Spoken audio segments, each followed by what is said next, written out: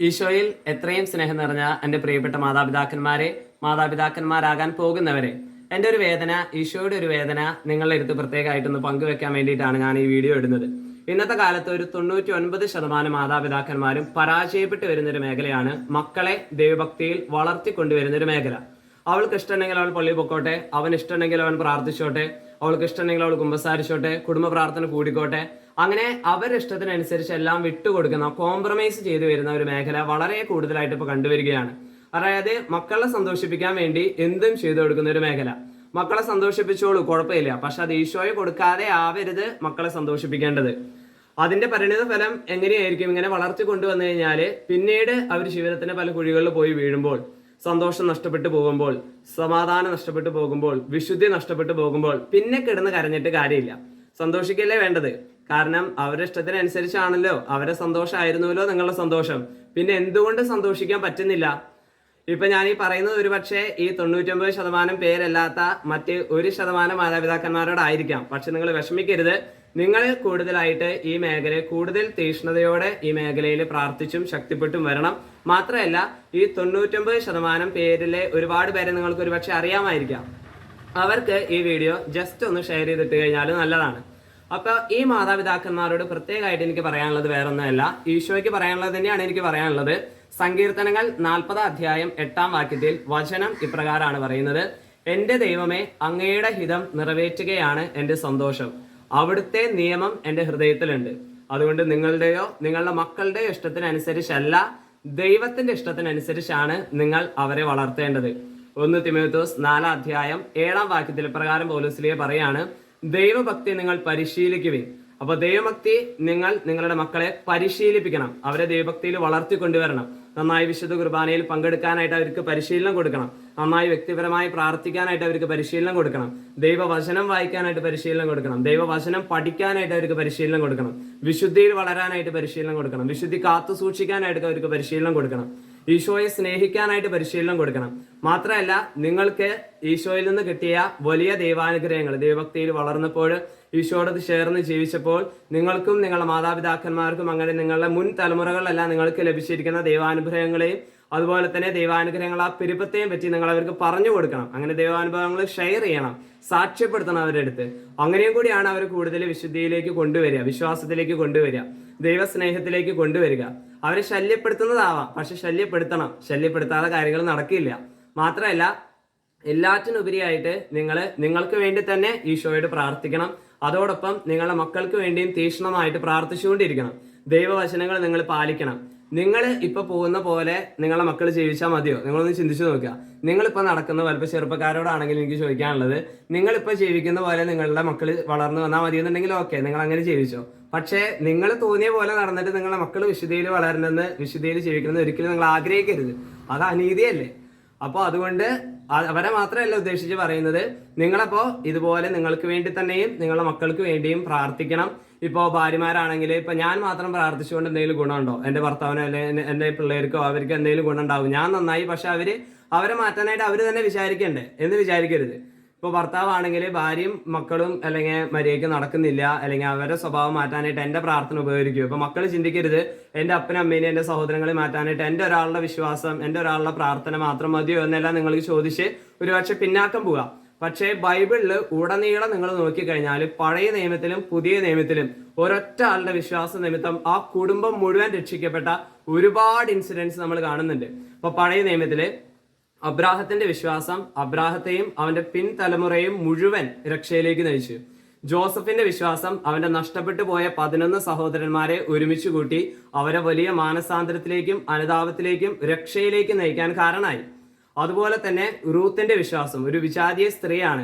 ആ റൂത്ത് ഒരാൾ വിശ്വസിച്ചപ്പോൾ ദൈവത്തിലെ, അവളുടെ അമ്മയുടെ ദൈവത്തെ അറിയാനും ആ ദൈവത്തിന്റെ സ്നേഹം അനുഭവിച്ചറിയാനിടയായപ്പോൾ ആ ദൈവത്തിലുള്ള അവളുടെ വിശ്വാസം അവളെയും അവളുടെ കുടുംബത്തെയും രക്ഷയിലേക്ക് മാത്രമല്ല, രക്ഷാകര സംഭവത്തിൽ തന്നെ ഒരു പ്രധാന സ്ഥാനം വഹിക്കുന്നതിലേക്ക് അവളെയും അവളുടെ കുടുംബത്തെയും ദൈവം ഉയർത്തി.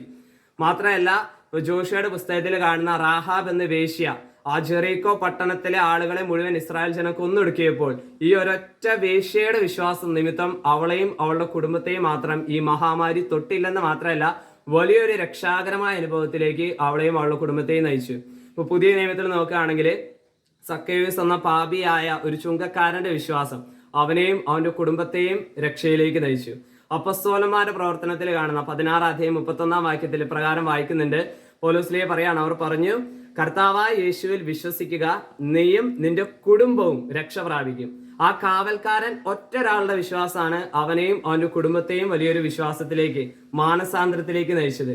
അപ്പൊ അതുകൊണ്ട് നിങ്ങളുടെ ഒറ്റൊരാളുടെ വിശ്വാസം നിങ്ങളെ മാത്രമല്ല നിങ്ങളുടെ കുടുംബത്തെയും വലിയൊരു വിശ്വാസത്തിലേക്ക്, രക്ഷയിലേക്ക് ആനയിക്കാനായിട്ട് അത് കാരണമാകും. ഇപ്പൊ എൻ്റെ ഒരു ചെറിയൊരു ഉദാഹരണം നിങ്ങളായിട്ട് പങ്കുവയ്ക്കാനായിട്ട് ഞാൻ ആഗ്രഹിക്കുകയാണ്. അതായത് ഞാൻ ഇതുപോലെ പ്രാർത്ഥിച്ചുകൊണ്ട് ഒരു എക്സാമ്പിൾ നിങ്ങളുടെ അടുത്ത് പറഞ്ഞിട്ടുള്ളതാണ്. എനിക്ക് സക്കറിയ 4:6 ഒരു വചനം, എൻ്റെ ഒരു അടിസ്ഥാന വചനമാണ് എനിക്ക് കിട്ടിയ ഒരു കാര്യം നിങ്ങളായിട്ട് പങ്കുവെച്ചിരുന്നു. പക്ഷെ ആ അടിസ്ഥാന വചനം എനിക്ക് കിട്ടാനായിട്ട് അതിന്റെ പിന്നിൽ അറിഞ്ഞോ അറിയാതെയോ പ്രവർത്തിച്ച എൻ്റെ പാവം മാതാപിതാക്കന്മാരുടെ ഒരു അധ്വാനം കൂടി അതിന്റെ പിന്നിലുണ്ട്. അവരൊരു പക്ഷേ എന്നെ കൂടുതലായിട്ട് ഫോം ചെയ്യാനോ അല്ലെങ്കിൽ ഡയറക്റ്റ്ലി ഇൻവോൾവ് ആയിട്ട് ഒരുപാട് സമയം പ്രാർത്ഥിക്കാനോ അതുപോലെ തന്നെ ദൈവഭക്തി പരിശീലിക്കാനൊന്നും ഡയറക്റ്റ്ലി പറഞ്ഞിട്ടില്ലായിരിക്കാം, പക്ഷെ ഒരുപാട് പറഞ്ഞിട്ടുണ്ട്.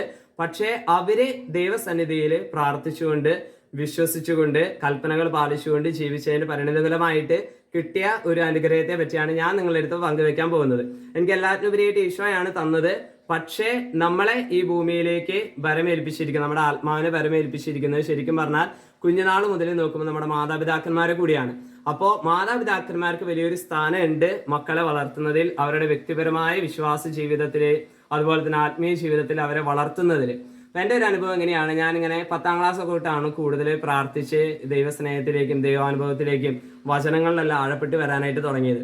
ഞാനിങ്ങനെ +2 ഇങ്ങനെ പഠിക്കുന്ന സമയത്ത് ഞാൻ ഇങ്ങനെ പ്രാർത്ഥിച്ചുകൊണ്ടിരിക്കുമ്പോൾ ഞാൻ ഈശോയോട് ഇങ്ങനെ ഒരുപാട് പണ്ട് ഈശോ ഇങ്ങനെ വഴി നടത്തിയതൊക്കെ ആലോചിച്ചിട്ട് ഇങ്ങനെ ഈശോയോട് ചോദിച്ചു, എങ്ങനെയാണ് ഈശോയെ ഇങ്ങനെ ഒരു പാപിയായ എന്നെ കൂടുതൽ വിശ്വാസത്തിലേക്കും വിശുദ്ധിയിലേക്കും ദൈവസ്നേഹത്തിലേക്കും എല്ലാം വചനങ്ങളിലേക്കെല്ലാം ആഴപ്പെടുത്താനായിട്ട് ഈശോ തുടങ്ങിയത് എന്നിങ്ങനെ ഞാൻ ഇങ്ങനെ ജസ്റ്റ് ഈശോയുടെ അടുത്ത് ഇങ്ങനെ പ്രാർത്ഥിച്ചു. അപ്പൊ പ്രാർത്ഥിച്ച വഴിക്ക് എൻ്റെ ഉള്ളില് ഇങ്ങനെ ഒരു സ്വരം കേൾക്കുകയാണ്, സൈന്യബലത്താലല്ല കരബലത്താലുമല്ല എൻ്റെ ആത്മാവിനാലാണ് എന്നൊരു സ്വരം ഞാനിങ്ങനെ കേട്ടു. ആ സ്വരം കേൾക്കാനായിട്ടുള്ള ഒരു കാരണം ഇങ്ങനെയായിരുന്നു. അതായത് അമ്മ പണ്ട് വർഷങ്ങൾക്ക് മുമ്പ് ഈ ഒരു പാട്ട് ഇങ്ങനെ അടുക്കളയിൽ നിന്ന് പണി ചെയ്യുമ്പോഴൊക്കെ ആയിട്ട് നമുക്ക് വേറെ പ്രത്യേകിച്ചൊന്നുമില്ല, അമ്മ ജോലിക്ക് പോയാലും പണികളൊക്കെ ആയിട്ട് ആകെ റഷായിട്ട് നിൽക്കുന്ന സമയമാണ്. പക്ഷെ അമ്മയുടെ പ്രാർത്ഥന ഇങ്ങനെ ഇടയ്ക്ക് പാടി പ്രാർത്ഥിക്കായിരുന്നു ഈ ഒരു പാട്ട്. ഞാൻ കേട്ടിട്ടുള്ളത്, സൈന്യബലത്താലല്ല കരബലത്താലുമല്ല എൻ്റെ ആത്മാവിനാലാണ്. അപ്പൊ ആ പാട്ട് ഇങ്ങനെ ഞാൻ എപ്പോഴോ അമ്മ പാടണത് ഞാൻ കേട്ടിട്ടുണ്ട് വർഷങ്ങൾക്ക് മുമ്പ്. ആ പാട്ടാണ് ഈ ചോദ്യം ചോദിച്ച വഴിക്ക് എൻ്റെ മനസ്സിലേക്ക് കയറി വന്നത്. പക്ഷെ അതിനുശേഷം ഞാൻ ആ പാട്ട് അങ്ങനെ പ്രത്യേകിച്ച് ഓർക്കേ പാടുക ഒന്നും ചെയ്തിട്ടില്ല. പക്ഷെ ഈ ചോദ്യം ചോദിച്ചു തന്നെ ഈ പാട്ട് എൻ്റെ മനസ്സിലേക്ക് വന്നു, ഈ ഒരു സ്വരം എൻ്റെ മനസ്സിലേക്ക് വന്നു, സൈന്യബലത്താലല്ല കരബലത്താലുമല്ല എൻ്റെ ആത്മാവിനാലാണ് സൈന്യങ്ങളുടെ കർത്താവരുൾ ചെയ്യുന്നു. അപ്പൊ ഞാൻ ഈശോയെ അങ്ങയുടെ എൻ്റെ ശക്തിയാലോ കരബലത്താലോ ഒന്നല്ല, അവിടുത്തെ ആത്മാവിനാലാണ് ഞാൻ നയിക്കപ്പെട്ടതെന്ന് ഇങ്ങനെ ഏറ്റു പറഞ്ഞ് പ്രാർത്ഥിച്ചു. അതിനുശേഷം എൻ്റെ വീടിൻ്റെ രൂപക്കൊണ്ട് മുമ്പിൽ, വീട്ടിലെ വെച്ചാണ്, സെമിനാരിക്ക് വരുന്നതിന് മുമ്പാണ് വീട്ടിലിങ്ങനെ രൂപക്കൊണ്ടുള്ള ഒരു കോമൺ ബൈബിൾ വെച്ചിട്ടുണ്ട്. ആ ബൈബിൾ പതുക്കെ 10ാം ക്ലാസ് തൊട്ട് ഞാൻ പ്രാർത്ഥനയിലേക്ക് വചനത്തിലേക്ക് വരാൻ തുടങ്ങിയപ്പോൾ പതുക്കെ എൻ്റെ ബൈബിളാക്കി മാറ്റിയിരുന്നു. അപ്പോൾ അതിൽ ഞാൻ മാർക്ക് ചെയ്യാൻ തുടങ്ങിയിരുന്നു. അപ്പോൾ ആ ബൈബിൾ ഇങ്ങനെ വെച്ച്, പക്ഷേ ബൈബിൾ ഫുള്ള് ഞാൻ ആ സമയം വായിച്ചിട്ടില്ല, വചനങ്ങൾ എനിക്കെല്ലാം ഒന്നും അറിയില്ല. ഞാനിങ്ങനെ ഒരു പ്രേരണ കിട്ടി, ഞാൻ പ്രാർത്ഥിച്ച് വചനം തുറന്നപ്പോൾ എനിക്ക് കിട്ടിയ വചനമാണ് സക്കറിയ 4:6. എൻ്റെ ജീവിതത്തിൽ ആദ്യമായിട്ടാണ് ഞാൻ ആ ഒരു വചനം കാണുന്നത്. ജീവിതത്തിൽ ആദ്യമായിട്ടാണ് അങ്ങനെ ഒരു വചനം തന്നെ ഉണ്ടെന്ന് എനിക്ക് മനസ്സിലാവുന്നത്. ഞാൻ ആ വചനം വായിച്ചു. വചനം ഇപ്രകാരമായിരുന്നു, അവൻ എന്നോട് പറഞ്ഞു, കർത്താവ് സെറുബ്ബാബേലിനോട് അരുളി ചെയ്യുന്നു, സൈന്യബലത്താലല്ല കരബലത്താലുമല്ല എൻ്റെ ആത്മാവിനാലാണ് സൈന്യങ്ങളുടെ കർത്താവ് അരുളി ചെയ്യുന്നു. ഇതങ്ങനെ കണ്ടോടുകൂടി എനിക്ക് ശരിക്കും പറഞ്ഞാൽ കരച്ചിൽ വന്നു. അപ്പോൾ ശരിക്കും ഈശോയാണ് തന്നതെന്നും കർത്താവിൻ്റെ ആത്മാവാണ് എന്നെ രൂപാന്തരപ്പെടുത്തി കൊണ്ടുവന്നതെന്നുള്ള ഒരു വലിയൊരു ബോധ്യവും അതിലെ ആ ഒരു ബോധ്യം ശരിക്കും പറഞ്ഞാൽ ഉണ്ടായിരുന്നു. പക്ഷെ അതിലൊന്നും അടി ഉറയ്ക്കാനും ഈശോയുടെ ആ സ്നേഹം അനുഭവിച്ചറിയാനായിട്ട് ഇടയായി.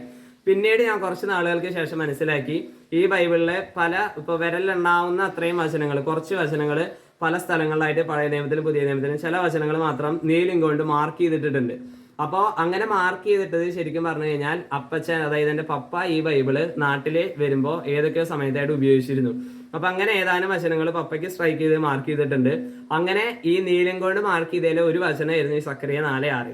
ശരിക്കും പറഞ്ഞാൽ അതിൽ ഒരുപാട് വചനങ്ങൾ അങ്ങനെ ഉണ്ടെന്നുണ്ടെങ്കിലും ഈശോ എനിക്ക് തന്നത് സക്കറിയ 4:6 മാത്രമല്ല, അതിലേക്ക് നോക്കാനുള്ള ഒരു മെയിൻ കാരണം ഈ മാർക്കിംഗ് ഉള്ളതും കൂടി കാരണമാണ് ഞാൻ ആ വചനത്തിലേക്ക് നോക്കാൻ കാരണം. എല്ലാത്തിനുപരിയായിട്ട് നമുക്കറിയാം, ഇത് കേൾക്കുമ്പോൾ തന്നെ പരിശുദ്ധാത്മാവാണ് ഇതെല്ലാം കണക്ട് ചെയ്ത് കൊണ്ടുവന്നത്.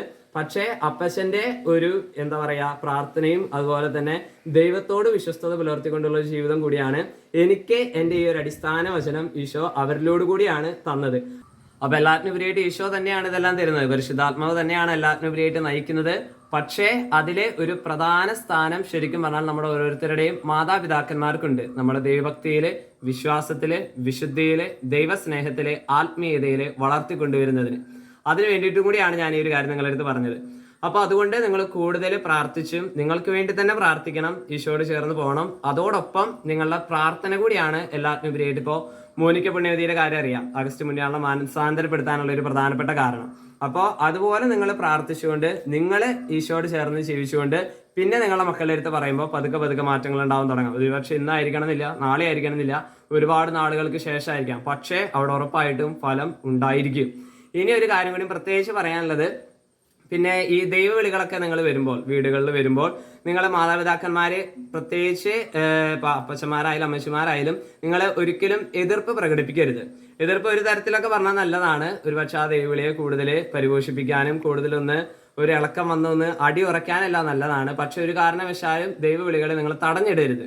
കാരണം കർത്താവിന്റെ വിളിയെ തടയാനായിട്ട് നിങ്ങൾക്ക് ആർക്കും അധികാരമില്ല. ഇപ്പൊ എന്റെ കാര്യം നോക്കുകയാണെങ്കിൽ ഇപ്പൊ വീട്ടിൽ അപ്പനുണ്ട്, അമ്മയുണ്ട്, ചേച്ചിയുണ്ട്, അനിയത്തിയുണ്ട്. ഞാൻ നടുക്ക് ഒറ്റപുത്രനാണ്. ഈശോ ഒറ്റപുത്രനായിരുന്നല്ലോ, എന്തേ ആർക്കും ഒരു പ്രശ്നം ഉണ്ടായിരുന്നില്ലല്ലോ. അപ്പോൾ ഒറ്റപുത്രന്മാരെ അത് വിളിക്കണോ വേണ്ടെന്നുള്ളത് ഈശോയുടെ ഇതാണ്. ഒറ്റപുത്രനാണെങ്കിലും അല്ലെങ്കിലും ഏത് ദൈവവിളിയാണെങ്കിലും. ഇപ്പൊ എന്റെ കാര്യം തന്നെ നോക്കുകയാണെങ്കിൽ ഞാൻ +2 കഴിഞ്ഞിട്ട് സെമിനാരിയിൽ ചേർന്നു. പറയാൻ കാരണം വേറെ ഒന്നുകൊണ്ടല്ല, എന്നെ ഇത്രയും വളർത്തി ഉണ്ടാക്കി കൊണ്ടുവന്നിട്ട് ഒരു 10 പൈസ ഉപകാരം ഞാൻ കുടുംബത്തിന് ചെയ്തു കൊടുത്തിട്ടില്ല. അതിനു മുമ്പേ ഞാൻ സെമിനാരി ചേർന്നു. പക്ഷെ അതിൻ്റെതായ ഒരു കുറവ് പോലെ എൻ്റെ കുടുംബത്തിൽ ഇന്നേവരെ ഉണ്ടായിട്ടില്ല, ഇനി ഉണ്ടാവില്ല. മാത്രമല്ല ഞാനിവിടെ ഉള്ളതിനേക്കാൾ കൂടുതൽ അനുഗ്രഹങ്ങൾ മാത്രമേ കർത്താവ് എനിക്ക് തരുന്നതോടൊപ്പം കുടുംബത്തിനും തന്നിട്ടുള്ളൂ. അപ്പൊ അതുകൊണ്ട് നിങ്ങൾ അങ്ങനെ വിചാരിച്ച ഒരു കാരണവശാലും ഒരു ദൈവവിളിയും തടഞ്ഞു നിർത്തരുത്. അപ്പൊ എല്ലാത്തിനുപരിയായി ഈശോയെ സ്നേഹിച്ചുകൊണ്ട്, ഈശോയോട് പ്രാർത്ഥിച്ചുകൊണ്ട്, മക്കൾക്ക് വേണ്ടി തന്നെയും പ്രാർത്ഥിച്ചുകൊണ്ട്, അതോടൊപ്പം പറ്റാവുന്ന പോലെയൊക്കെ അവർ ഉപദേശിച്ചുകൊണ്ട് ദൈവഭക്തി പരിശീലിപ്പിക്കണം. ശല്യപ്പെടുത്തുക തന്നെ വേണം. ഈശോ അനുഗ്രഹിക്കട്ടെ.